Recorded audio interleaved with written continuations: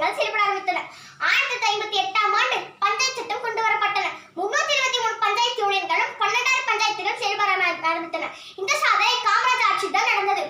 கட்டாய கல்வி, இலவச கல்வி, மதிய உணவு திட்டம் என பல திட்டங்களை கொண்டு வந்தார்.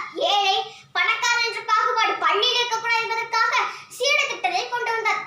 இவரது ஆட்சியில் ஆசிரியர் நலன் காத்திட பல்வேறு திட்டங்கள் தீட்டப்பட்டன. மேலும் 3 நலன் திட்டங்கள்: நிரந்தர வைப்பு நிதி, ஓய்வு கால ஊதியம், ஆயுள் காப்பீடு. ஆசியா கண்டத்திலேயே காமராஜர் ஆட்சிதான் ஆசிரியர் நலன் காத்திட திட்டங்கள் செயல்பட ஆரம்பித்தன. மேலும் சம்பள உயர்வு மற்றும் ஓய்வு பெறும் வயது 55 58 உயர்த்தப்பட்டது.